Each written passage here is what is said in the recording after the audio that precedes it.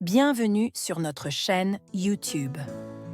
Aujourd'hui, nous abordons un sujet crucial et toujours d'actualité, l'inégalité persistante entre les hommes et les femmes dans le monde professionnel, symbolisée par le plafond de verre. Ce concept invisible mais puissant continue d'entraver la progression des femmes dans leur carrière. Nous explorerons ensemble la discrimination basée sur le sexe, les stéréotypes de genre et l'impact du sexisme dans la société. Vous découvrirez également des idées fascinantes sur l'injustice épistémique, un autre type de barrière qui affecte les femmes dans leur quête de reconnaissance et d'égalité. Abonnez-vous à notre chaîne pour ne rien manquer et activez la cloche pour être informé de nos prochaines vidéos. Pour exprimer l'inégalité, deux principes se conjuguent, celui de la séparation, selon lequel il existe un travail d'homme et un travail de femme, et le principe de la hiérarchisation, qui sous-tend qu'un travail d'homme vaut plus qu'un travail de femme. Cette hiérarchisation du caractère masculin sur le féminin origine de la binarité et du dualisme, construit à partir des différences perçues entre les sexes, les attitudes discriminatoires liées au sexisme, les stéréotypes de genre, les attitudes sexistes. Les pratiques informelles mises en place au moment du recrutement et de la promotion et les politiques organisationnelles sont déterminantes pour rendre compte du plafond de verre. La discrimination fondée sur le sexe est une discrimination envers les personnes fondées sur leur identité de genre ou sur leur différence de genre ou de sexe et surtout définie en termes d'inégalité. Il a été lié aux stéréotypes et au rôle de genre et peut inclure la croyance qu'un sexe ou un genre est intrinsèquement supérieur à un autre. Le sexisme peut être défini comme l'adhésion à des croyances discriminatoires ou préjudiciables fondées sur le sexe ou le genre.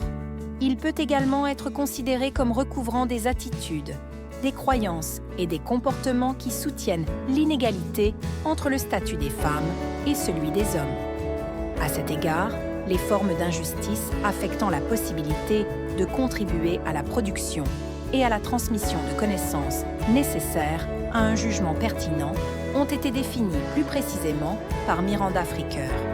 L'injustice épistémique, c'est une forme d'injustice qui cause du tort à un individu spécifiquement dans sa qualité d'agent épistémique et consiste en un traitement illégitime et préjudiciable du témoignage d'une personne en vertu de son statut social ou de son genre, et non sur la base de ses comportements réels. Le terme injustice épistémique introduit pour désigner des formes d'injustice qui sont un tort causé à quelqu'un en particulier en sa qualité de connaisseur. La formalisation de ce concept est attribuable à la philosophe anglaise Miranda Fricker, qui, dans son livre épistémique Injustice, Power and the Ethics of Knowing, 2007, examine le rôle des perceptions sociales et des préjugés dans les jugements de crédibilité et les situations d'échange de témoignages. Avant que ce concept soit forgé, les femmes qui vivaient ces expériences étaient isolées et ne disposaient pas des ressources interprétatives leur permettant de nommer et d'interpréter ces situations de violence. D'une autre manière plus claire selon Catala, l'injustice épistémique mine l'agentivité épistémique, soit la capacité de produire, transmettre ou utiliser la connaissance. Une personne subit une injustice épistémique si elle n'est soit pas adéquatement crue ou pas adéquatement comprise, en raison de biais parce qu'elle appartient à un groupe social non dominant, femmes, minorités asexuelles, groupes racisés, personnes ayant des handicaps, etc. Et les préjugés en question qui suit se rapportent à l'identité sociale, et Fricker appelle ce type de préjugé identitaire, qui est causé par un stéréotype négatif préjudiciable à l'identité, n'a pas jugé les récits et les témoignages des femmes crédibles. Il en résulte une injustice cognitive du fait de l'exclusion des femmes et d'objets et places hors savoir, parce qu'ils sont en réalité hors normes. L'injustice épistémique ne cause donc pas simplement du tort à un agent dans sa qualité de connaissance, Elle lui cause du tort dans sa capacité à se situer et à se concevoir comme un agent épistémique.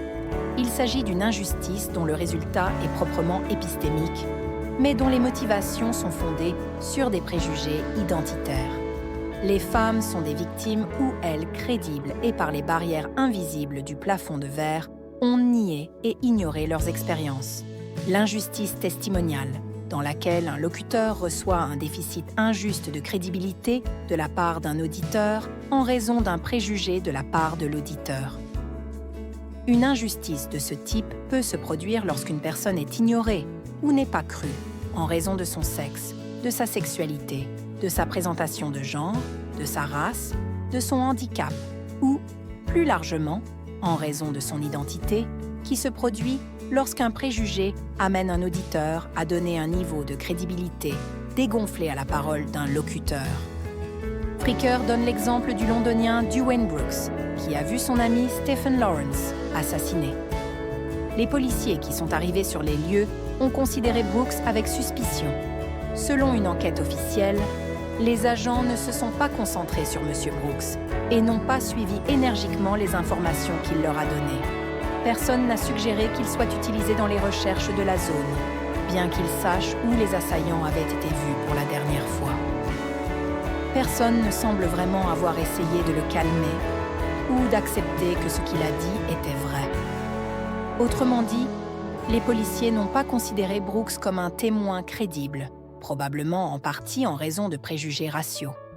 Il s'agissait d'un cas d'injustice de témoignage qui se produit lorsque un préjugé amène un auditeur à donner un niveau de crédibilité dégonflé à la parole d'un locuteur. C'est une injustice liée au fait de faire confiance à la parole de quelqu'un, ce que signifie que les femmes dans le plafond de verre ont subi un déficit de crédibilité et les causes de ces barrières invisibles ont nié et ignoré leurs expériences, et leur exclusion marque une opération de pouvoir professionnel. Un exercice du pouvoir de l'identité de genre est actif lorsque, par exemple, l'homme utilise, peut-être involontairement, son identité d'homme pour influencer les actions d'une femme, pour qu'elle s'en remette à sa parole. Il pourrait la fréquenter et s'en tirer en vertu du fait qu'il est un homme et qu'elle est une femme. Marge, il y a une intuition féminine, et puis il y a des faits, dans lesquels il fait partie de la construction du genre, non seulement que les femmes soient plus intuitives que rationnelles, mais, en outre, qu'elles ne doivent jamais opposer leur parole à celle d'un homme. Le sexisme peut être considéré comme un obstacle à la progression professionnelle de la femme. Les hommes sexistes sont plus enclins à considérer le leadership comme étant une caractéristique propre à l'homme. Nous pouvons voir ici clairement l'injustice testimoniale.